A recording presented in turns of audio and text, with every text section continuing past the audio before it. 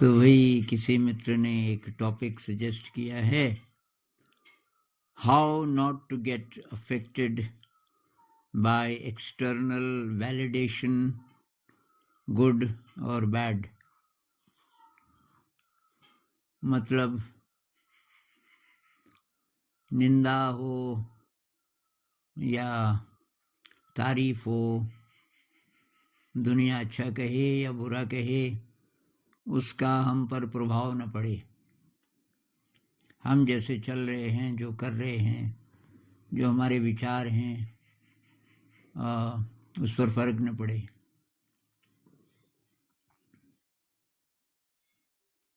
तो ये बहुत मुश्किल है ऐसा होना। इसके लिए तैयार करना पड़ेगा अपने आप को, क्योंकि आप बोल ही रहे हैं कि how to be psychologically free from the world. दुनिया से आप आज़ाद हो जाएं साइकोलॉजिकली। इसको बहुत लोग समझ नहीं पाते कि दुनिया से फ्री का क्या मतलब, दुनिया से कट जाएं। मैं कह रहा हूँ साइकोलॉजिकली। फिजिकली हम दुनिया पर निर्भर हैं, फिजिकली तो दुनिया से जुड़े हुए हैं। जैसे हमको खाना चाहिए, रहने की जगह चाहिए, कपड़े चाहिए, तरह तरह का सामान चाहिए, और पैसा चाहिए ज़िंदगी को ठीक से जीने के लिए। यहाँ से वहाँ जाने के लिए कोई वाहन चाहिए, किराया चाहिए इत्यादि। जो जो नीड है एक्चुअली, उसके लिए हम संसार पे डिपेंडेंट हैं। सांस चाहिए, सांस में हवा बंद हो जाए 3 मिनट के लिए तो हम जिंदा नहीं रह सकते। तो वो तो हुआ फिजिकल डिपेंडेंस, वो तो उसकी बात नहीं मैं कर रहा हूँ। आप नौकरी कर रहे हो क्योंकि अपनी ज़रूरतें पूरी करने के लिए, तो वो तो वैलिड है, क्योंकि उसके लिए तो दुनिया पे निर्भर रहना ही पड़ेगा। लेकिन साइकोलॉजिकली फ्री, इसका यही मतलब है कि आपको तारीफ की इच्छा नहीं है कि कोई तारीफ करे, तो इस मामले में आप फ्री हो गए। क्योंकि आप अच्छा काम आपने किया तो आप नहीं देख रहे हो कि भाई कौन कौन किस किस ने देखा मैंने अच्छा काम किया, कोई तो बोल ही नहीं रहा। तो चलो पत्रकारों को बुलाते हैं, लिखो भाई इसके बारे में। बहुत लोग ऐसा करते हैं। ये किसी संस्था ने कोई अच्छा काम किया तो पत्रकार को बुला देते हैं, भाई इसकी न्यूज़। शुरू में हमको लोगों ने बहुत बोला, जब स्कूल काफ़ी सफल हो गया, लोकली नहीं, लोकल पेरेंट्स तो अभी भी नहीं समझ पाए, लेकिन कोई शिक्षाविद आते थे अमेरिका से और देशों से, ज़्यादातर अमेरिका से, समझदार लोग जिन्होंने पूरी दुनिया की व्यवस्थाओं को, शिक्षा व्यवस्थाओं को देख लिया था। तो वो कहते थे कि जो यहाँ हो रहा है वो बहुत ओरिजिनल है, लेकिन किसी को तो पता है नहीं। तो आप ये करो, पत्रकारों को बुलाओ। हमने कभी, हमें कोई मतलब नहीं है। अब ये अच्छा हो रहा है, इसको फैलाना है, तो ये हमारी जिम्मेदारी नहीं है, हमारा काम नहीं है ये। हमारी इच्छा है और भी लोग जाने और भी प्रयोग करें, लेकिन ये काम हमारा नहीं है। कोई करे तो करे।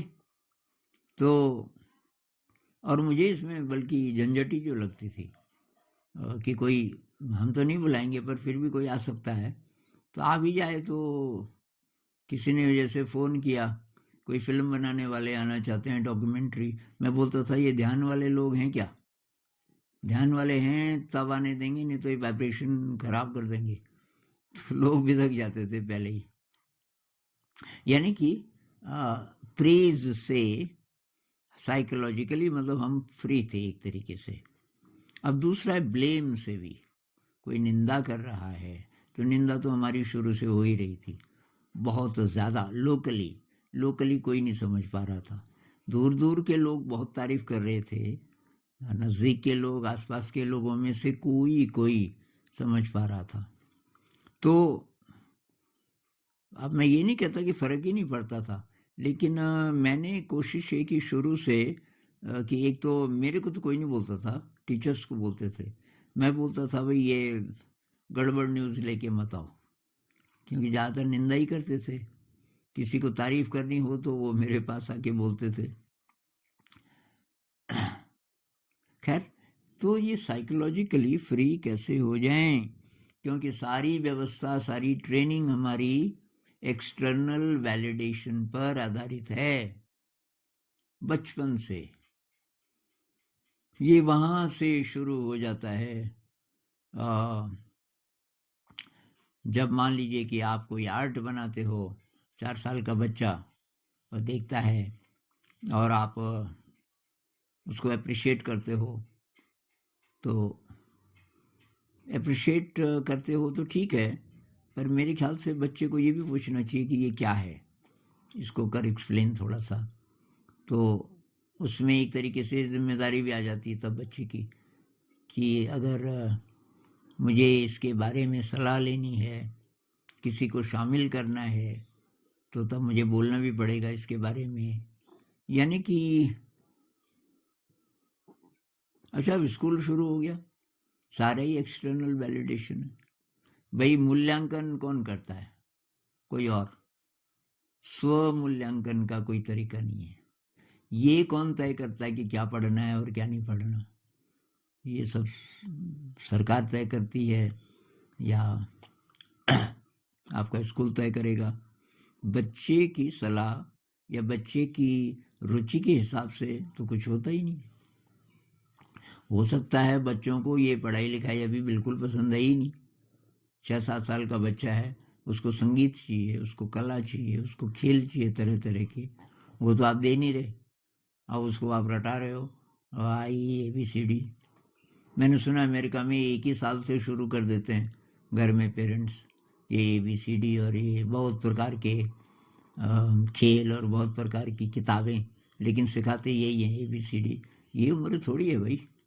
जब तक दूध के दांत टूटने शुरू नहीं हो जाते, कहते हैं, तब तक की तो उम्र ही नहीं आई।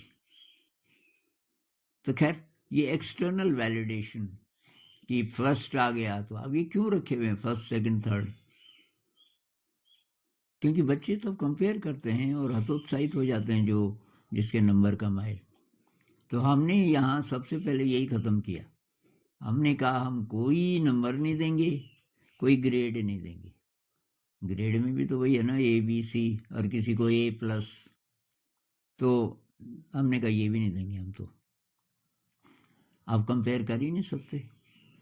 तो सबके लिए हम लिखते हैं चरित्र कैसा है, पॉजिटिव लिखते हैं कि नेगेटिव नहीं।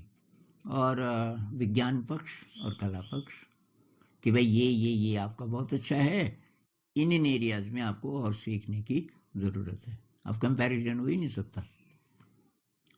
तो उसी तरह संगीत में ग्रुप म्यूज़िक है, तो अकेले जैसे मंच पे ना किसी बच्चे को बुला के कि वो गाएगा, किसी को इनाम मिलेगा, हमने कोई इनाम नहीं रखा। आज तक किसी बच्चे को कोई इनाम नहीं मिला, ना बच्चों को पता है कि इनाम कोई चीज़ है, ज़रूरत ही नहीं है उसकी।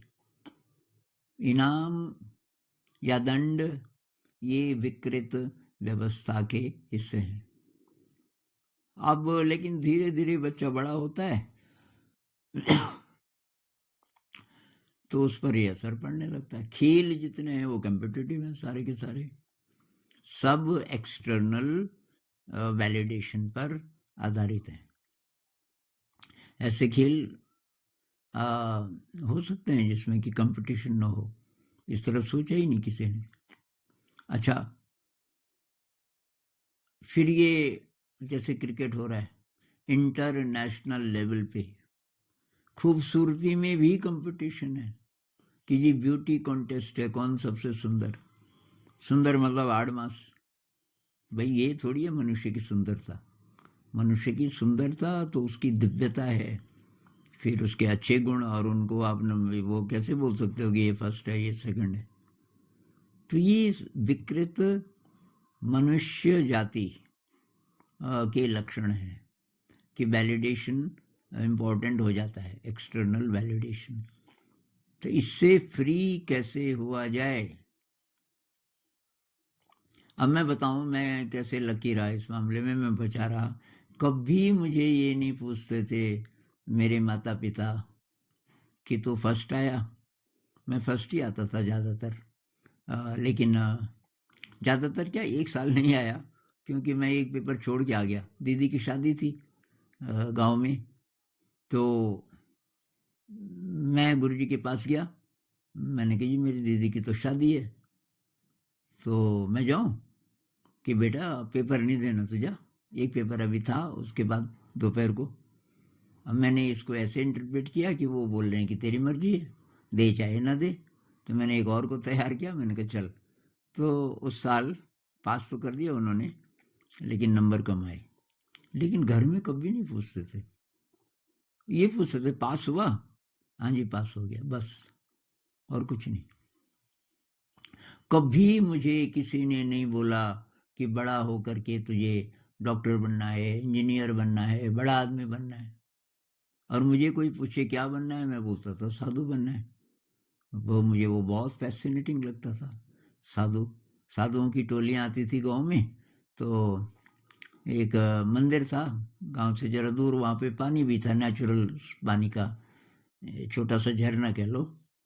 और तो वो वहाँ खाना बनाते थे रात को, और मेरे ख्याल से वहीं सो भी जाते थे, गर्मी का मौसम है अगर। और सुबह फिर चल पड़ते थे। मुझे वो बहुत रोमांटिक लगता था कि भाई फिर नई नई जगह, नए नए क्षेत्र, रोज नया सनराइज। तो मैं कहा यार ये है, इनकी है ज़िंदगी। और वो साधु की डेफिनेशन बदलती गई, लेकिन मेरी जो डायरेक्शन है वो वही रही। कॉलेज में थोड़ा कंफ्यूज्ड हुआ मैं, कुछ कुछ साल। तो दूसरी बात ये मैं कई वीडियोस में बोल चुका हूँ कि मैं कॉलेज में जब गया तो कंफ्यूज्ड हो गया बहुत ज़्यादा। ज़िंदगी एकदम एमलेस हो गई, क्या करूँ क्या ना करूँ। पढ़ाई लिखाई में बिल्कुल रस नहीं, ज़ीरो। तो मैंने साल भर कुछ नहीं पढ़ा, और उसमें ये जो एंग्जाइटी बहुत ज़्यादा थी, डिप्रेशन बहुत ज़्यादा था, कोई दोस्त नहीं था। तो मैं बीमार हो गया बहुत ज़्यादा। खैर वो लंबी कहानी है, मेरी लाइफ स्टोरी में देख लेना आप। 30 से कुछ ज़्यादा वीडियोज़ हैं लाइफ स्टोरी के। मेरा इंटरव्यू लिया दीपक भाई ने, और तो वो आप देख लेना, उसमें मैंने डिटेल में ये बात बताई। पर एक वैद्य जी ने मुझे ठीक किया, एलोपैथी से ठीक नहीं हुआ मैं। और वैद्य जी ने जब ठीक किया तो मेरे भाई को बुला के बोले कि भाई ये जो आनंद है ना, ये अब पढ़ेगा नहीं, पढ़ेगा तो इसके दिमाग पे बोझ पड़ेगा। उसी से बीमार हुआ। अब मैंने कहा नहीं बैद जी, मैं तो पढ़ूंगा, मैं एकदम फिट हो गया था अभी। अरे कि प्रेशर पड़ेगा तेरे ऊपर।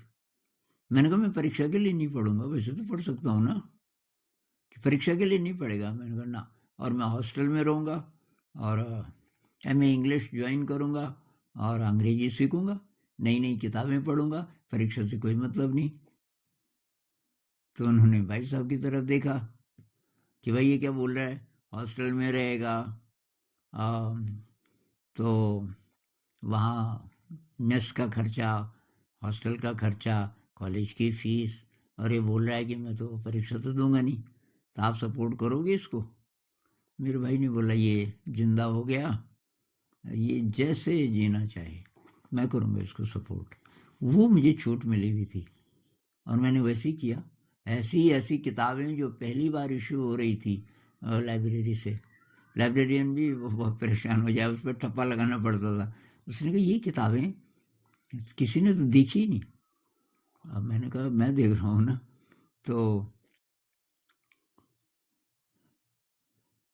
तो खैर परीक्षा में वैसे मैं फाइनली बैठा, पर पास करने के लिए नहीं, मजाक मजाक में। मैंने कहा ये जो परीक्षा वाले हैं ना, बच्चों को डरा के रखते हैं, मैं इनका मजाक उड़ाऊंगा। तो मैंने कबीरदास, रहीमदास, मीराबाई, जिसकी कोई कोई भी चीज़ याद थी सब कोट कर दिए इंग्लिश लिटरेचर में, कहीं भी रेलेवेंट हो तो। और मैं टॉपर था, उनको शायद पसंद आ गया मेरा स्टाइल, क्योंकि वो यूनिक होता था। मेरा बिगिनिंग, सवाल का बिगिनिंग ये मैं ध्यान रखता था, बिगिनिंग ऐसा होना चाहिए कि वो चौंक जाएगी, ये क्या बोल रहा है, और बाद में उसका मीनिंग समझ आए, जब तक एक पैराग्राफ वो पढ़ ले। खैर, तो दुनिया कब महत्वपूर्ण होती है? जब आपको अपने आप पर पूरा विश्वास नहीं है कि मैं ठीक कर रहा हूं। कोई चित्रकार है, अब वो चित्र बना रहा है, वो अभी टाइम लगेगा उसको पूरा होने में, कुछ दिन लग सकते हैं। तो उस चित्रकार को कोई फर्क नहीं पड़ता, पहले तो काम इस ढंग से करता है कि कोई देख ही ना सके। दुनिया क्या कह रही है, दुनिया का वैलिडेशन उसको चाहिए ही नहीं, बल्कि वो तो दखल है, वो पता नहीं क्या मीनिंग लगाएंगे, अभी तो पेंटिंग तो बनी ही नहीं। ऐसे ही हमारी ज़िंदगी है कि दुनिया को ये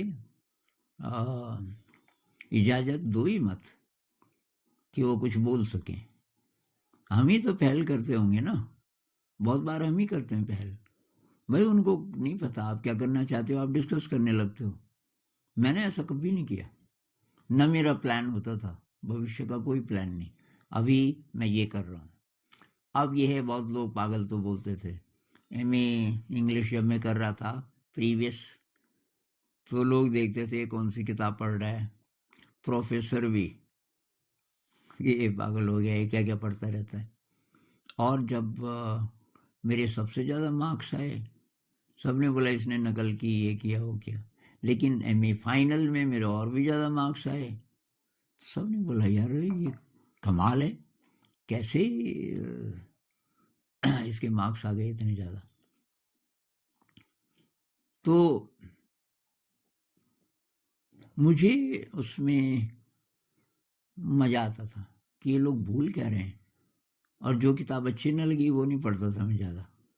तो जैसे कीट्स, ये कुछ कुछ कविताएं कीट्स की, वर्ड्सवर्थ की, विलियम ब्लेक की, ये मुझे अच्छी लगती थी।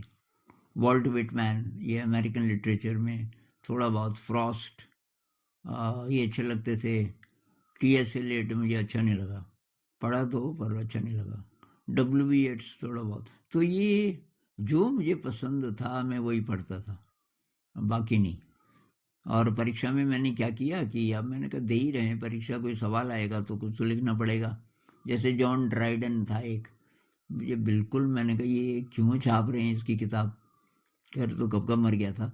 तो मैं किसी को दूसरे को बुलाता था, कोई स्टूडियस बच्चा जो सिलेबस रटने वाले, कि भाई 15 मिनट में तू ये बता मुझे इसमें क्या है, बस 15 मिनट, उससे ज़्यादा मैं इस पर खर्च नहीं करना चाहता। तो खास खास वो कैरेक्टर्स मैं नोट कर लेता था। फिर लेक्चरशिप लगी, पहली नौकरी लेक्चरशिप लगी, तो मुझे इससे फ़र्क नहीं पड़ता था कि लेक्चरशिप है तो ये रिस्पेक्टेबल है और मुझे उसी हिसाब से रहना चाहिए लेक्चरर की तरह। मेरी पहले ही नज़र पड़ती थी कि यहाँ करना क्या है, रोज़ रोज़ की ज़िंदगी कैसी होगी। वो मुझे एक ही हफ्ते में समझ आ गया था, तो बेकार जगह। स्टाफ रूम में 22-24 थे टीचर्स, किसी को विद्या से मतलब नहीं, सब। और शर्मा जी प्लॉट ले लिया मैंने सुना, हाँ अच्छा। और बहन जी ये साड़ी कहाँ से खरीदी आपने? हाँ, बस यही, एकदम ये सांसारिक लोगों की तरह।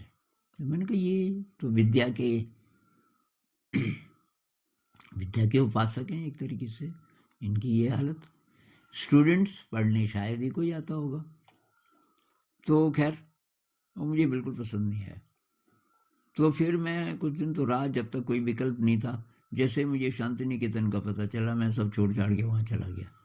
सब छोड़ छाड़ के, मुझे ये भी पता नहीं था वहाँ कहाँ रहूँगा, कहाँ खाऊँगा, क्योंकि मेरे दोस्त ने बोला पैसे लेके मत जा। पैसे नहीं ले जाने दिए मुझे, कि किराया ले जा, 100 रुपये चलो और ले जा बस। तो और कि तेरे को चिंता हो रही होगी कहाँ रहूँगा, क्या खाऊँगा। अरे की चिंता ही करनी है तो ये सोच कि जब मैं मरूंगा तो क्या क्या लेके जाऊंगा। मैंने कहा यार तू क्या बोल रहा, जो मर ही जाऊंगा तो कैसे जाऊँ कुछ लेके। अरे कि कुछ नहीं है यहाँ, और कोई बड़ी शक्ति है, उसके सहारे जा और सब ठीक हो जाएगा। तो जिसको कहते हैं लीप इनटू द डार्क, ऐसा कुछ है कोई phrase, don't leap into the dark. लेकिन मेरा ये होता था लीप इनटू द डार्क, कुछ नहीं पता कहाँ लैंड करेगा, लेकिन यहाँ से छलांग लगा दे।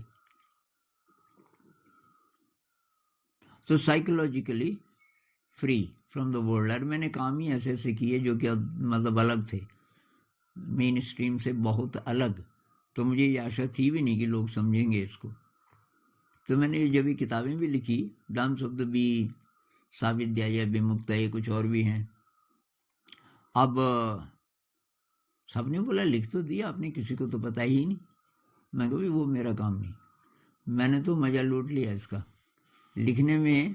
बस जिस तरह कोई पेंटिंग है ना, कोई पेंटर लगा हुआ है अकेला, वो नहीं चाहेगा कि कोई देखे। अब आप पेंटिंग बना रहे हो, जब वो पूरी हो गई, उसको संतुष्टि हो गई, वो संतुष्टि उसका रिवॉर्ड है। आप उसको और भी देखें और भी अप्रिशिएट करेंगे, ये नहीं है उसका। उसका ये कि ये बन गई पूरी। मैंने को वैसे कोई सॉन्ग है, कोई सॉन्ग आप बना रहे हो, पूरा बन गया, उसकी ट्यून बन गई। और अगर आप कम्युनिटी का हिस्सा हैं तो कम्युनिटी के साथ तो शेयर करोगे ही, क्योंकि ये ऐसी चीज़ है जो कि शेयरिंग के लिए ही बनाई जाती है, जैसे म्यूज़िक है। तो कोई भी काम है आप अपने इंटरेस्ट से कर रहे हो, और फ्यूचर वगैरह की चिंता नहीं है आपको कि इसका रिजल्ट क्या होगा, आपको नहीं पता, ना आपको चिंता कि रिजल्ट इसका क्या होगा। कई लोग कहते हैं ना कि अगर आप बोलते हो कि वही पढ़ो जिसमें इंटरेस्ट हो, अब मेरा तो इंटरेस्ट नहीं है और नहीं पढ़ेंगे तो तब कैसे होगा। अरे मैंने कहा पढ़ के भी क्या हो जाएगा, जब तुम्हारा इंटरेस्ट ही नहीं है तो पढ़ने से तुम पास होगे नहीं, क्योंकि इंटरेस्ट नहीं है तो फायदा क्या है, टाइम वेस्ट कर रहे हो। तो मुख्य बात यह है भाई कि आप अपनी जिंदगी को अपनी तरीके से जीना सीखो। अगर आपको नहीं पता कि वो तरीका कौन सा है, उस तरीके का पता लगाओ, और उसमें दुनिया को शामिल मत करो। दुनिया को शामिल मतलब कि ये काम करता हूँ क्योंकि आजकल अच्छा माना जाता है। कौन मानता है अच्छा? दुनिया। दुनिया को एक तरफ रखो, उससे कुछ मिलेगा वो भी एक तरफ रखो, सिर्फ काम को देखो, क्या ये मुझे पसंद है सचमुच। कई चीज़ें दुनिया को बहुत पसंद हो सकती हैं, जैसे क्रिकेट मुझे कभी अच्छा नहीं लगा। तो जब मैं हॉस्टल में था, एक दिन पाकीज़ा फिल्म आई, मेरे ज़माने की फिल्म, जो मेरे साथियों को अच्छी नहीं लगी थी, मेरी उम्र के लोगों को ज़्यादा।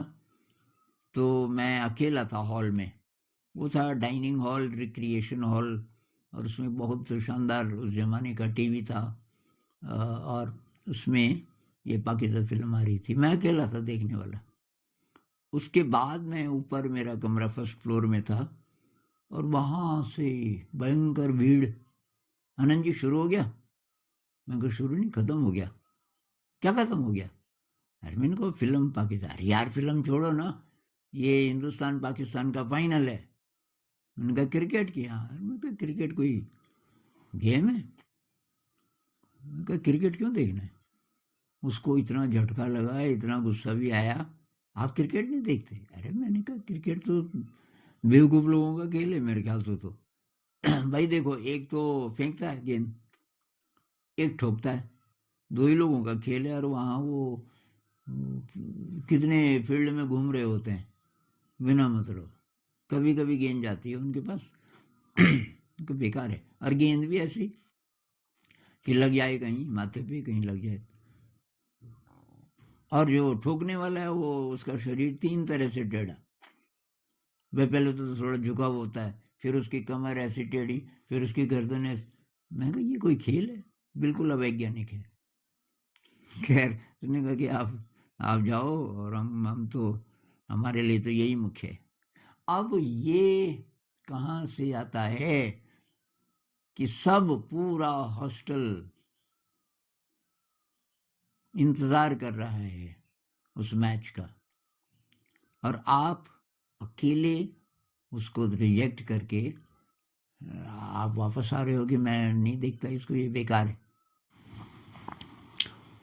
तो या तो ऐसी सभ्यता होती जहाँ बचपन से बच्चा क्या करना चाहता है उसको वैसा माहौल दिया जाता, और तब उसकी जो अपनी सोच है वो डेवलप होती, और तब वो साइकोलॉजिकली किसी पे डिपेंडेंट नहीं होता, उसको फ़र्क ना पड़ता कि दूसरे लोग क्या कर रहे हैं, मतलब तारीफ़ कर रहे हैं या निंदा कर रहे हैं, वो तो उधर देखता ही नहीं।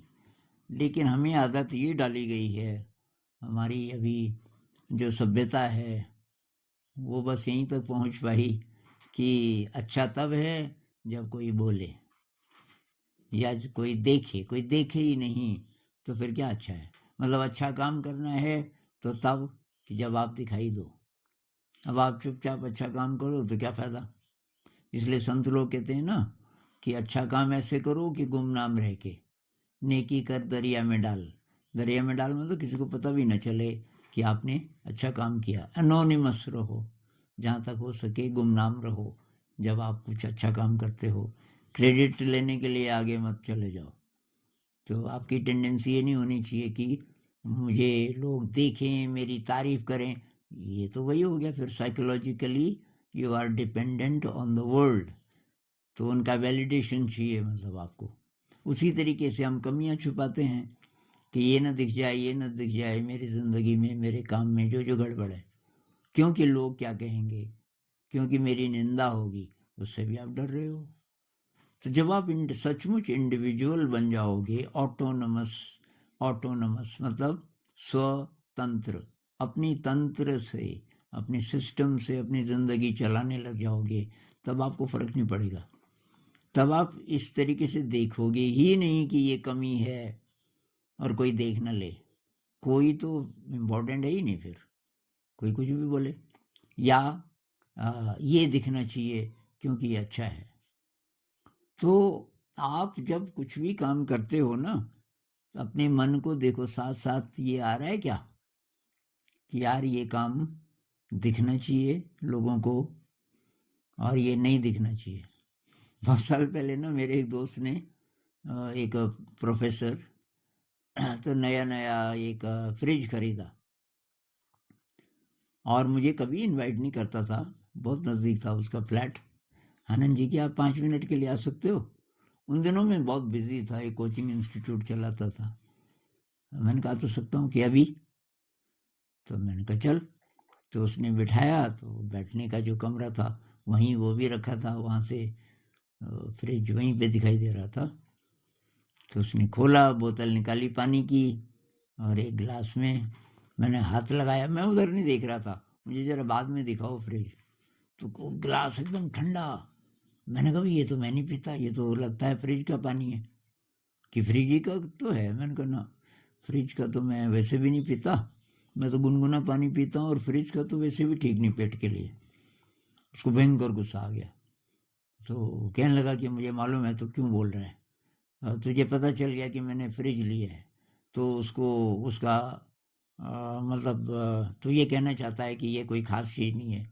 अरे मैंने कहा ख़ास चीज़ नहीं, ये नुकसानदायक चीज़ है, इसको घर में मत रखिए, इस डब्बे को हटा इसको। बहुत गुस्सा। अच्छा कि आप जाइए।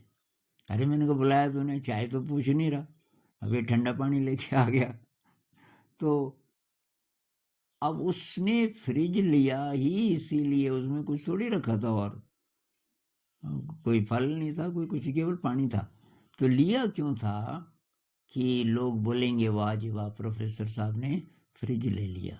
ये हमारे दिमाग को विकृत करता है, और ये साधना में बहुत बड़ी बाधा है। साधना में आप अकेले होते हो। जिन लोगों को बहुत ज़्यादा वैलिडेशन की आदत होती है सांसारिक, वो साधना में आगे नहीं बढ़ पाते। ये जो टॉपर लोग होते हैं और बड़ी बड़ी नौकरी मिल गई कम्पिटिटिव एग्ज़ाम में, और आदत ये पड़ी हुई है एप्रिसिएशन की, वो साधना में आगे नहीं बढ़ पाते, कोई तो देख नहीं रहा, तो अटेंशन सीकिंग नेचर हो जाती है उनकी। क्या संसार में रहते हुए संसार के ह्यूमैनिटी के जितने विकृत तंत्र हैं आज, पॉलिटिकल, इकोनॉमिक, रिलीजियस, विकृत इसलिए कि सब जगह गड़बड़ हो गई। तो ऐसी दुनिया में क्या ये पॉसिबल है कि हम साइकोलॉजिकली फ्री रह सकें दुनिया से? तो संत लोग कहते हैं कि ऐसा हो सकता है, बहुत एनर्जी चाहिए आपको। कृष्णमूर्ति जी बोलते थे, you can live innocently in a world that is not innocent.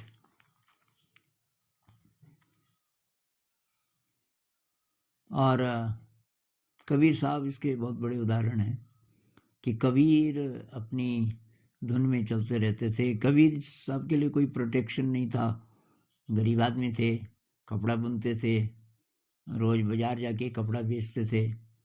और इधर से ये जो हिंदू जो पंडित हैं वो भी उनके विरोधी, क्योंकि वो खिलाफ बोल देते थे कई चीज़ों के, जैसे मूर्ति पूजा के खिलाफ बोल देते थे। और जो जो मुस्लिम से मौलवी जी वगैरह वो भी उनके दुश्मन, क्योंकि वो उनके भी खिलाफ बोल देते थे। लेकिन तो कबीर साहब क्या बोलते हैं, हस्ती चढ़ी ज्ञान की सहज दुली चाडार, श्वान रूप संसार है भूखन दे झकमार। थोड़ा गुस्से में बोला होगा। तो आपकी ज्ञान के हाथी पर बैठ के बहुत शांति से, बहुत समता भाव से चलते रहिए।